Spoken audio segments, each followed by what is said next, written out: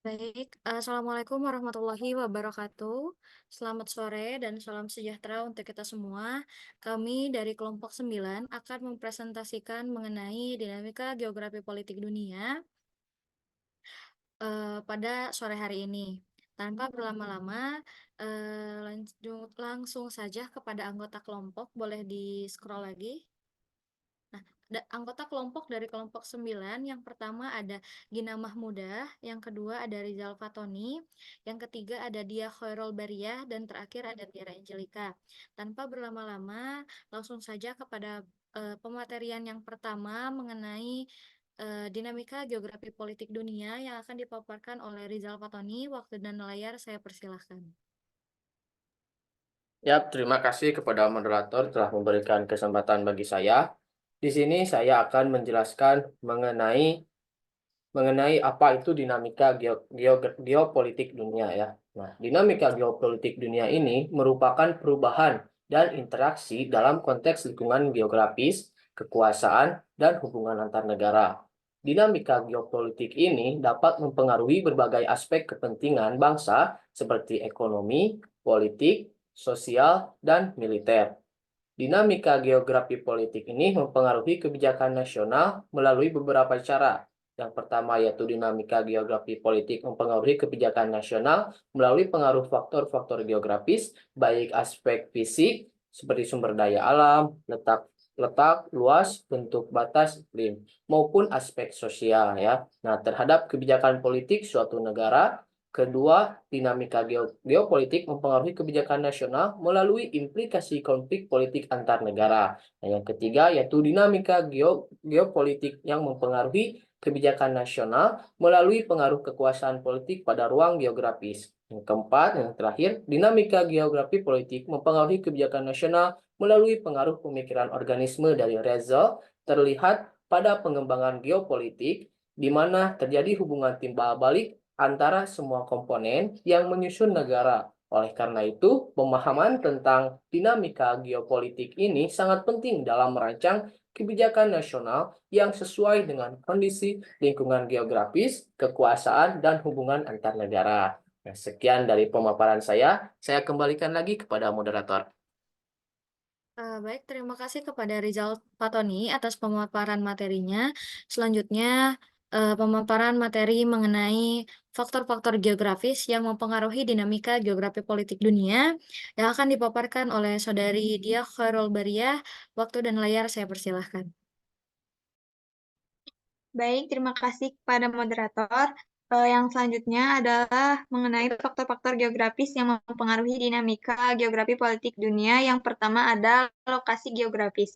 Jadi, negara yang berada di titik strategis atau jalur perdagangan penting seringkali memiliki pengaruh politik yang besar.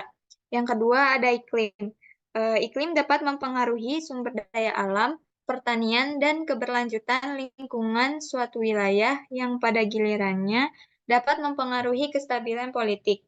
Perubahan iklim dapat berdampak pada produksi pangan global dan keamanan pangan di berbagai negara. Yang ketiga ada sumber daya alam. Sumber daya alam dapat memiliki dampak besar terhadap dinamika geografi politik dunia karena sumber daya alam merupakan faktor penting dalam menentukan kekuatan ekonomi, keamanan, dan hubungan antar negara. Selanjutnya ada batas wilayah. Jadi batas wilayah ini memainkan peran kunci penting dalam dinamika geografi politik dunia dengan mempengaruhi hubungan antar negara, keamanan, perdagangan, migrasi, dan kerjasama internasional. Yang kelima ada kedaulatan maritim. Wilayah perairan dan laut dapat menjadi pusat konflik politik, terutama terkait dengan sumber daya alam, hak navigasi, dan wilayah klaim laut. Kedaulatan maritim dapat mempengaruhi hubungan antara negara dalam hal kerjasama, konflik, dan diplomasi.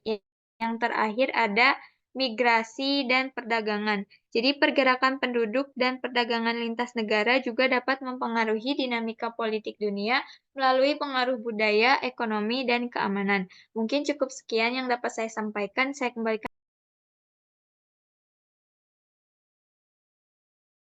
Baik, terima kasih kepada dia atas pemaparan materinya. Selanjutnya, materi mengenai dampak dinamika geografi politik dunia yang akan dipaparkan oleh Saudari Gina Mahmudah. Waktu dan layar saya persilahkan. Oh, baik, terima kasih kepada moderator. Di sini ada dampak dinamika geografi politik dunia. Yang pertama ada tekanan geostrategis, dinamika perkembangan politik global dan regional dapat membawa tekanan yang dapat merugikan dan membahayakan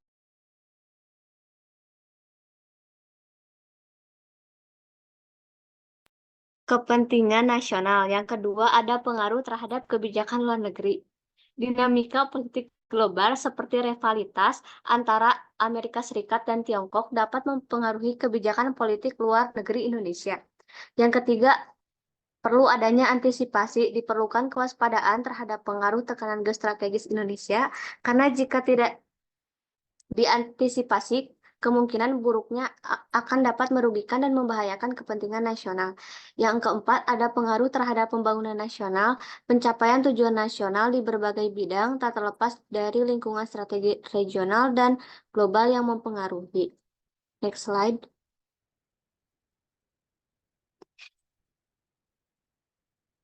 Di sini ada dampak geografi politik dunia. Bagi dunia sangat luas dan juga beragam, mencakup berbagai aspek seperti ekonomi, sosial, dan politik.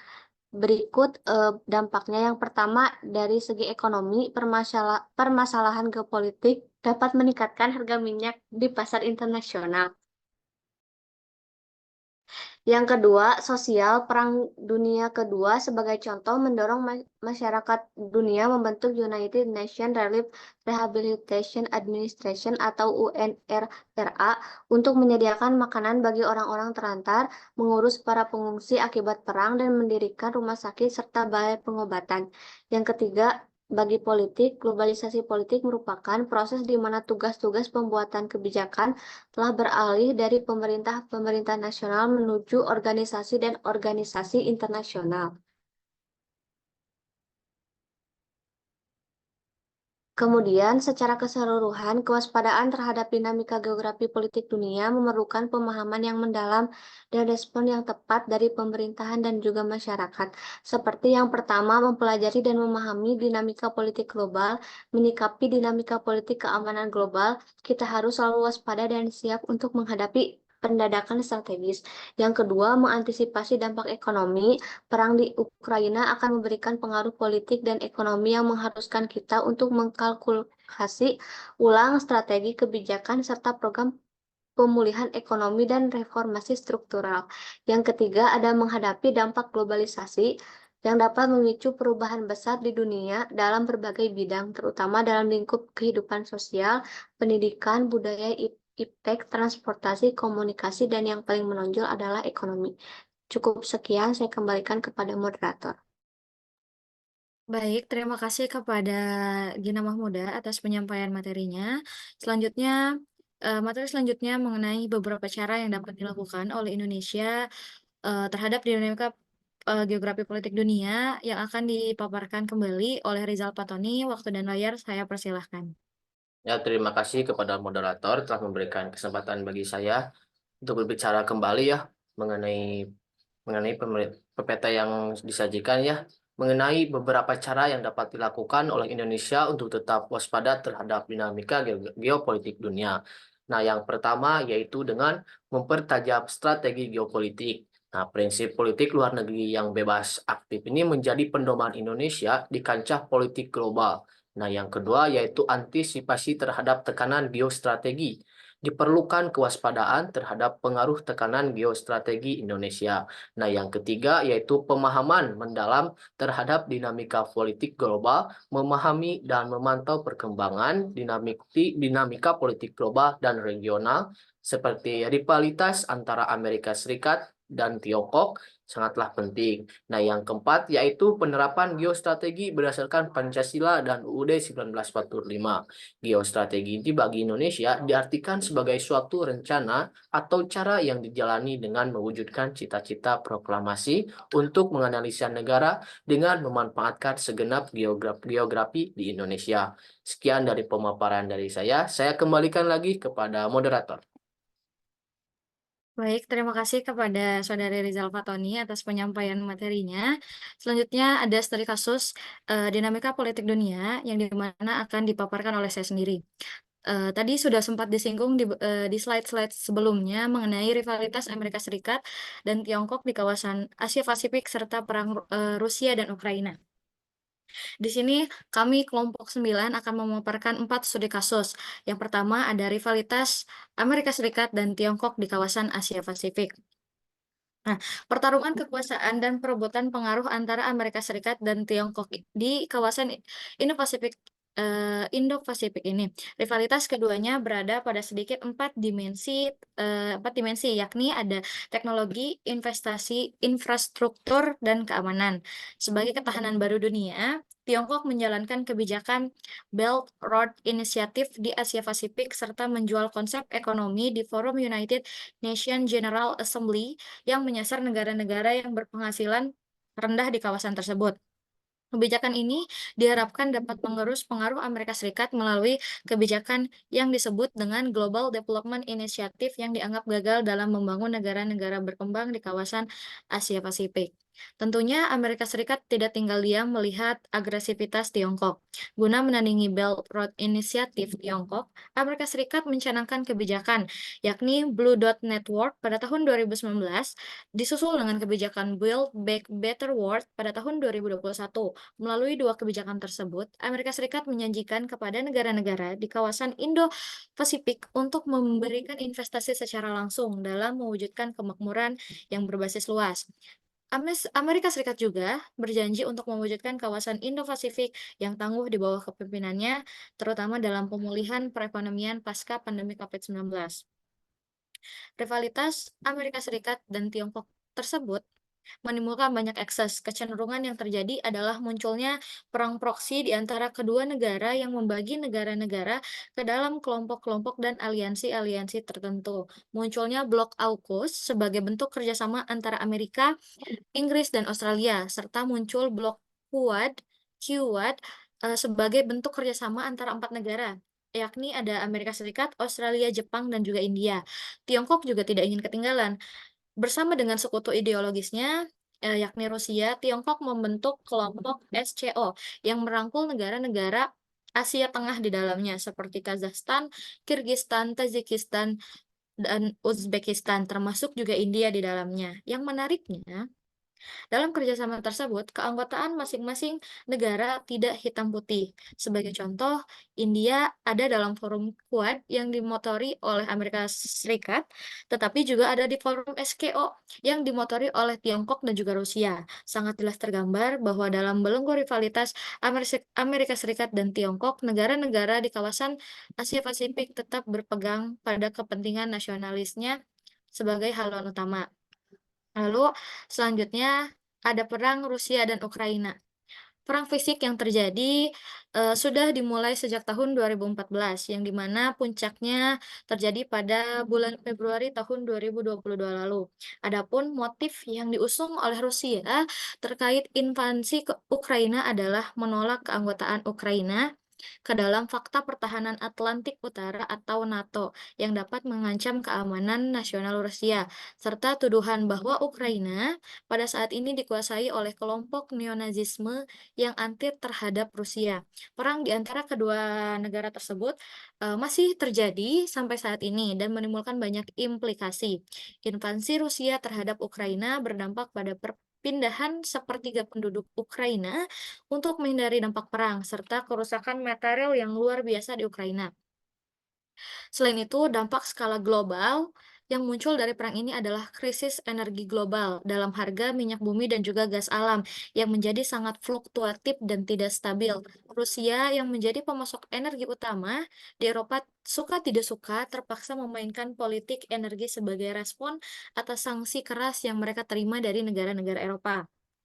Nah, selanjutnya adalah strategi Indonesia. Tentunya atas perang eh, antara Tiongkok dan juga Tiongkok Amerika, terus lalu Rusia dan Ukraina akan berdampak pada strategi Indonesia.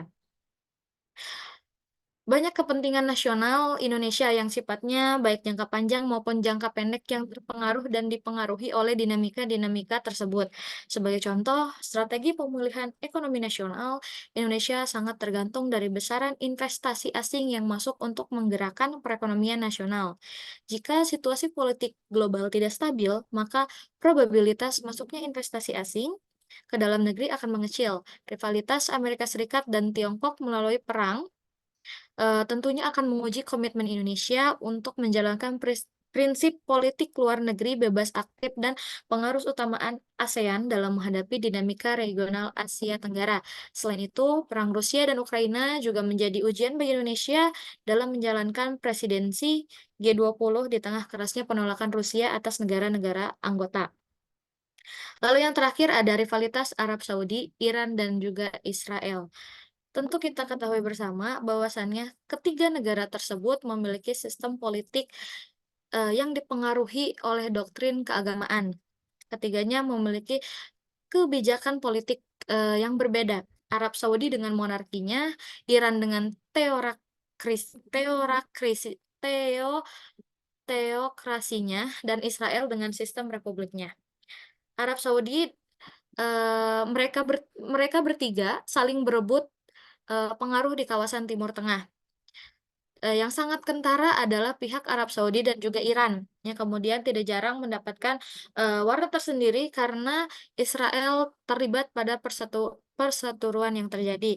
Kebijakan arah politik yang sangat berpengaruh pada kestabilan kawasan Timur Tengah. Lalu, Arab Saudi, Israel, maupun Iran saling gencar mencari mitra sebagai wujud perimbangan dengan negara lain yang dirasa akan lebih unggul. Sebagai salah satu cara dalam melancarkan strategi kekuatan, perimbangan ialah mencari mitra atau sekutu.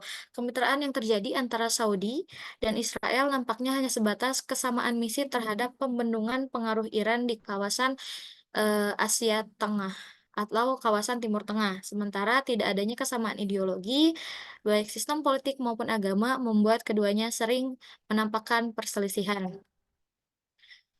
Mungkin cukup sekian studi kasus yang dapat saya sampaikan. Cukup sekian juga pemaparan materi dari kami, kelompok 9, mengenai dinamika politik dunia. Mohon maaf jika ada kata-kata yang salah. Wabillahi taufiq wal hidayah. Wassalamualaikum warahmatullahi wabarakatuh.